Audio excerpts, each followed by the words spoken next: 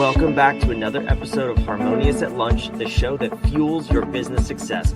I'm Brandon Gano, your host and guide through the world of harmonious business growth. Today, we're unlocking powerful strategies with industry experts to help your business thrive. If you're a business owner, entrepreneur, or executive, you are in the right place. Join me and our incredible guests today on the journey to clarity, growth, and success. It is time to revolutionize your approach to business. Let's dive in with another episode of Harmonious at Lunch. Welcome back into some more bite-sized business advice. In today's episode, we have an awesome topic, a much-needed topic, how to avoid burnout as an entrepreneur. My guest and I, we already had like 3 other podcasts before we hit record. Unfortunately, you don't get to listen in on that, but we had a great conversation about all things health and maximizing your personal health, which is an important topic too. So unfortunately, you can't hear that episode, but this one, I encourage you to listen in on because this is also equally as important. AJ, welcome to the show and thank you for being here. Thank you for having me on. So we had, as I teased, we had a great episode about health, and I'm sure the two things, burnout and health, overlap at some points. They are. Curious for you though, you don't do anything in terms of burnout necessarily. Maybe you do, but you probably had a part of your journey as an entrepreneur that found you being burnt out. And I'm curious what that was, at least, for the first time. What got you aware of this topic? So I would say that luckily I became aware of how to manage myself early. So I didn't experience major burnout. I did see it in other people, and that kind of scared me. And so I was like, okay, what do I have to do to avoid this problem? And so from, I don't know, 20, 25 years, 30 years or so, I've been very cognizant about like, okay, how do I manage my own energy? How do I manage my own mental state? And I've developed a few tricks here and there to kind of help me manage that situation. Because ultimately, if I'm not good, then my business is not good, and my family's probably not good because I'll impact my family, right? And those things, all those, and your health, we were talking about that, right? So all those things kind of are, one leads to the other, and they're intertwined. You cannot kind of separate them really as an entrepreneur, as a business owner. So I've developed some tactics. We can talk about those.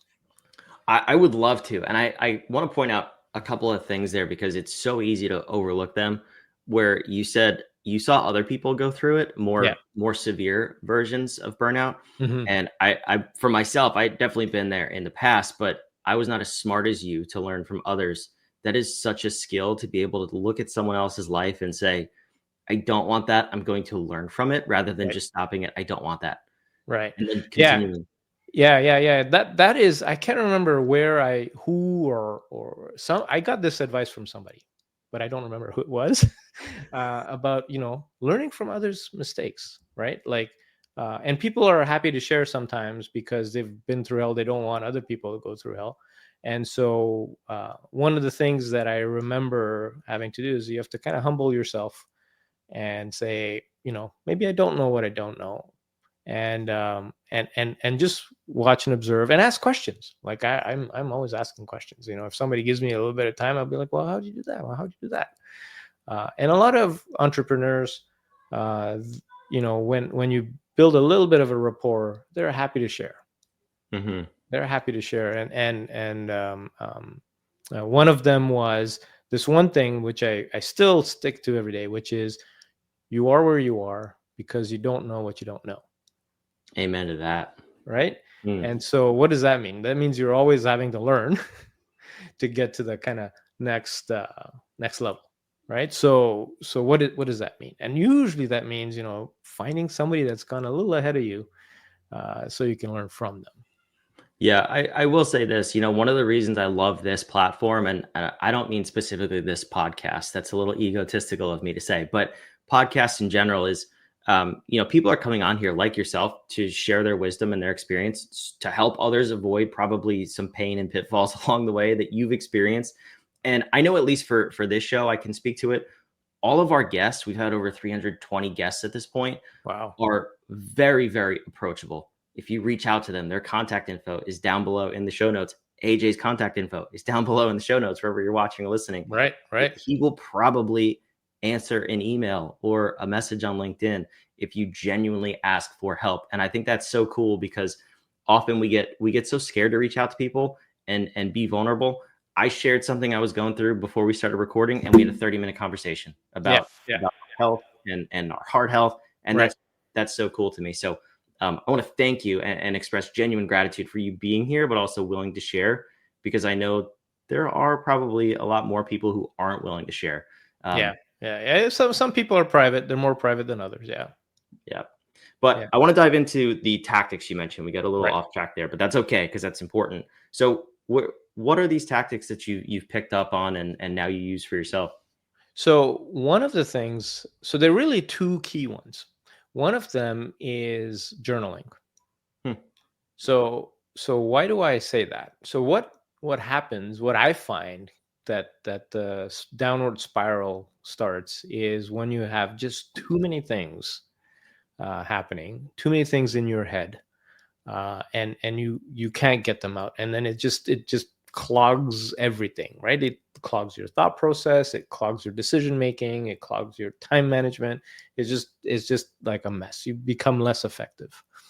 And one of the things that I've found that really helps me is just, I started with just writing it out, just taking a piece of paper, and then just whenever I get into that state, I just, and I have to do with pen. If I type it out, it's not the same. Like for me, I have to write it out. So I used to do that. I would just write it out, but then it was unstructured. It was just, when this occurred. But then I found, again, through somebody mentioning it to me and then me digging into it, is this whole art of journaling, right? And one of the things that led me to it is you've heard of Marcus Aurelius, right? Yes.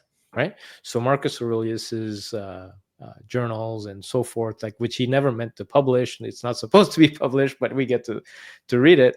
That learning about that the emperor of the emperor there, the Roman emperor, journaled some 2,000 something years ago in order to keep his mental state. I was like, if an emperor needs to do that, then a humble me probably needs to do that too.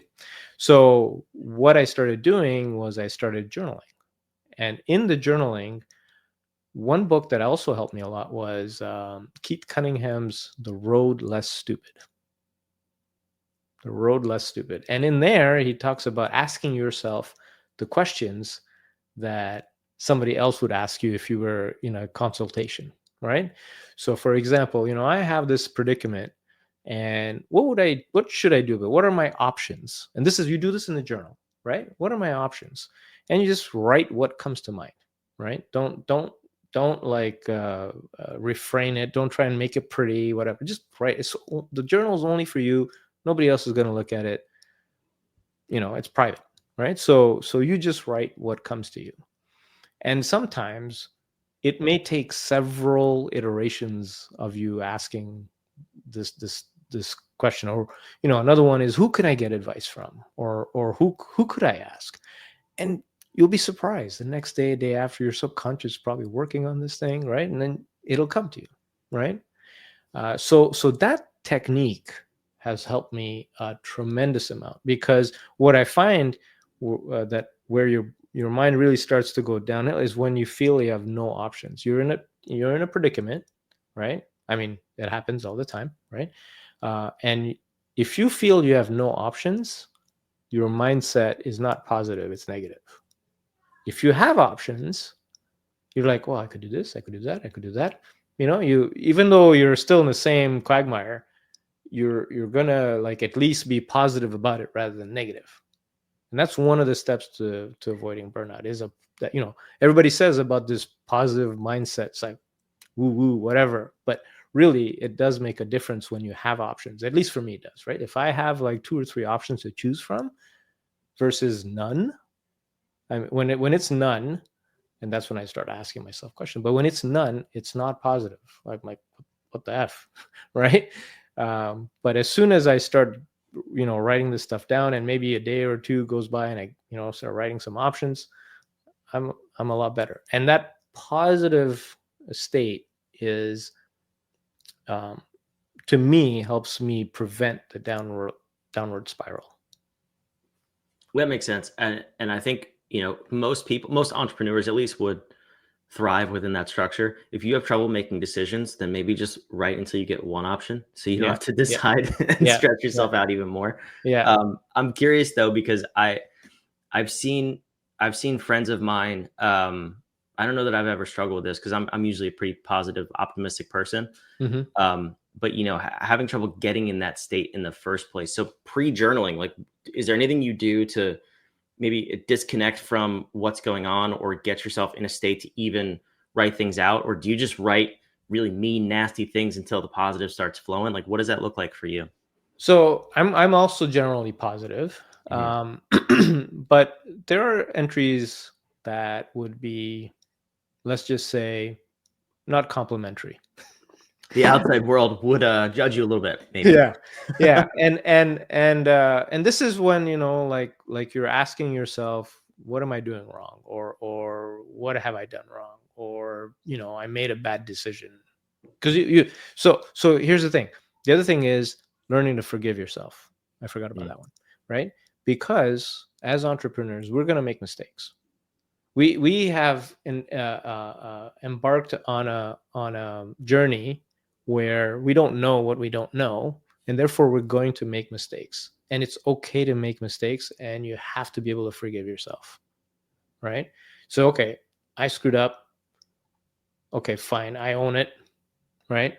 What am I going to do about this? And this is the one thing I really implore a lot of people to: forgive yourself. Like, make mistakes. You tried your best. Even if you didn't try your best, even if it's a haphazard effort thing that you did, you learn from that. Forgive yourself, so next time you try a little harder, right? And if it's like 10% better the next time, it's 10% better. It's better, right? So you'll eventually get there. So that's I forgot about that one. Forgive yourself. No, that's so key. And I mean, hopefully we make mistakes. That's the whole point, right? Is that's Right. how you learn, at least quicker. And we have 2 people on our team right now that are in analysis paralysis, and they're so fearful of making mistakes for no reason. It's just something new and different that they've never done before, so they don't know if they will excel. Right. I'll tell you what, after this, I'm going to go give them the exercise to journal, because I think getting it out of their head, like just asking the what ifs, right? Like what if it goes well? What if it goes poorly? Then what? I think that's a really cool. And what are different options? Right. Absolutely. Yeah, I love this. Yeah. So journaling, I think that's super cool. That's a great tip. And I like the distinction of paper and pencil versus technology. I'm a huge technology fan, I must admit, but this episode is now sponsored by Paper and Pencil, old-fashioned technology. What else do we have? What else can we do? What are some other tactics you've developed? So the other one is forcing yourself in one way or another to take a break periodically. Oh, that's big. Right. And so what are the things that I do for that? One of them is when the weather is great, like right now it's bloody cold, so I'm not doing this now, but going for walks. Right. So there are 2 modes that I do. One is sometimes I go for a walk and I'm taking calls and I'm dealing with issues while I'm walking, right? So at least I'm moving around or what have you. And the other one is I take nothing, right? And I go for a walk and I'm gone for half an hour or 45 minutes or whatever it is. But just that break in the pattern, in the grind, so to speak, clears my head, allows me to think better, allows me to make better decisions, and I feel better, and I've moved rather than being stationary in front of a computer or whatever. So that's one. And the other one is once a quarter, uh, like take 2-3 days off, right? Like where maybe you're going for a drive with family or something to some place, and then once a year at least, I do take a family vacation, right? So the vacation thing is interesting. As an entrepreneur, I find that if my systems are not proper, then it's holding me back from vacations, right? So the litmus test is, well, I need to go on a vacation. I know, because I got to take care of myself. If I don't take care of myself, my business will go to crap, and so will my family life, and so will my health, right? So that's the cost. And so okay, I got to go on vacation, but you feel you can't go on vacation because things are going to fall apart. Well, that means you got to fix some stuff in the business so that you can actually go for a week at least, right? Like in one of the books I'm reading, I forget the title right now. It's like, the test is really taking a month off. Like you build your business to a point where you can take 4 weeks off and not worry about anything, right? So I've gotten to the 3 weeks. It probably go longer, but that's what I'm comfortable with. And most of our trips are 2 weeks and a bit or whatever, right? But that is one of the litmus tests for you to be able to say, okay, I still have some work to do in my business or on the business, such that I can take these 1 week, 2 weeks off, and that's a litmus test. Absolutely. It's a great indicator too of where your business is. And if you look at, well, let me ask you, is the book Clockwork by any chance by Mike Michalowicz? It might be. It I'm a might be. huge So I'm I'm a reading a huge few. I'm fan. reading like 4 books right now, and two of them there's the Fix This Next, I think. Yeah, also by him. Yeah, and then the Clockwork. Yeah, it's got to be Clockwork. Probably. I also have, if you haven't read it, right there, you can't really see it, but it's Pumpkin Plan, also by Mike Michalowicz. I'm Okay. a Yes. huge fan of all of his work, so shout out to you, Mike. Right. But yeah, Yes. really, really Shout good out. book. I read that book for the first time. It was when it came out. It was probably 5 or 6 years ago at this point in my first business, and I Mhm. was like, it changed my perspective. I was like, whoa, I probably can't take 2 hours off of this business without it imploding. Right. And I got it to the point where I could take a 4 week vacation. Right. Changed my life, changed my outlook of business from then on. I've never looked back. Right. Highly Right. Yeah. recommend it. Yeah. Yeah. Yeah. Luckily, I had some coaching and stuff like that in the past where we put systems in place. Mhm. But I so far I've not gotten too far in the book. I just found out about the book actually last week. No, the week Wow. before. And so I got it and I started reading it. And Yeah, then there's that's these super other cool. books. So I'm like, I gotta, you can see from all the books. I Yeah, do no, like to read. I see you're an avid reader, but listen, that's where knowledge and wisdom comes from. So I advise anybody to do that. The other thing you said that I just want to pick up on is a good friend of mine. His name is Greg Kimball. I'll have to have him on the show. I don't know why we haven't had him on the show yet. He's developed what he named the infinity model. And you've Okay. mentioned it twice now, where it's basically there's 4 pillars. There's personal, business, vitality, and community. And Mhm. they all flow into each other. So if your Mhm. business is underperforming, you hide in your personal life. If you're successful in business, you'll see results in your vitality or your health.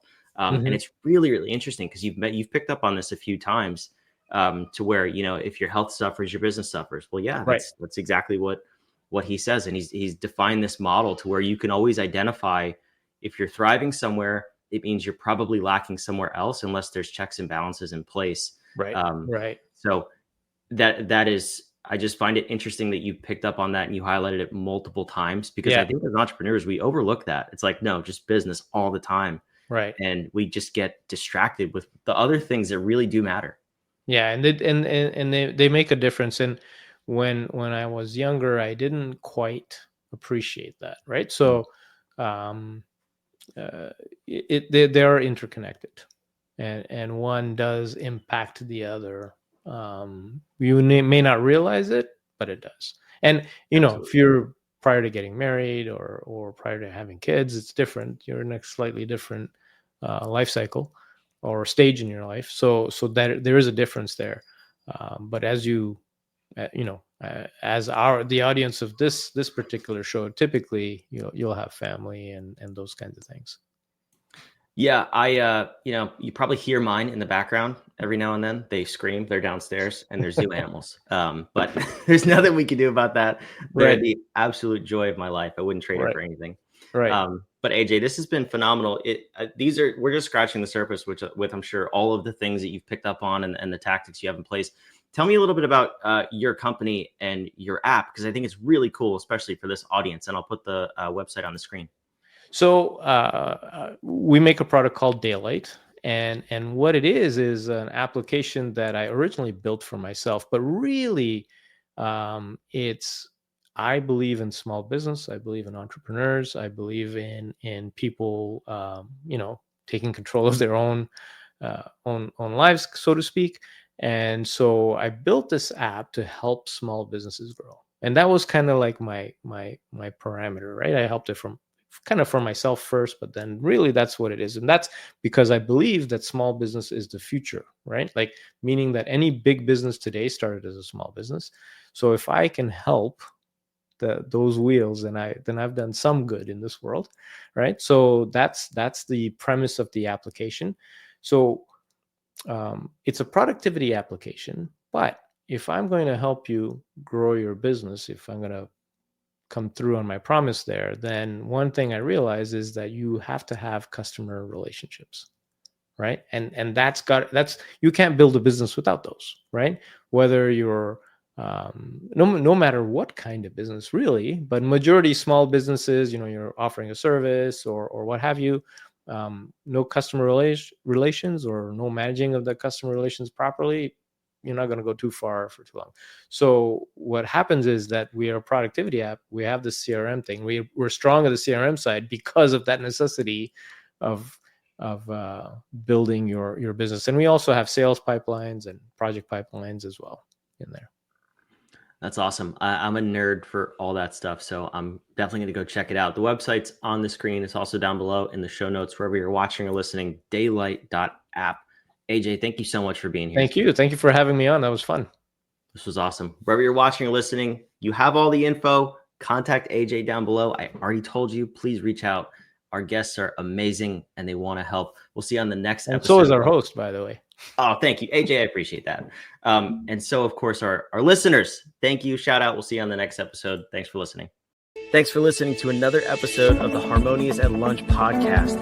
Make sure you subscribe on whatever platform you're on, and we want to invite you to join us in the Small Business Success Facebook group, our private group where guests and listeners come together to grow your business. We want impact-driven entrepreneurs who are ready to go to the next level in this group so we can all share ideas, collaborate, and grow our businesses together. Go to whatif.com/group, and we want to invite you to join today. See you on the next episode of Harmonious at Lunch.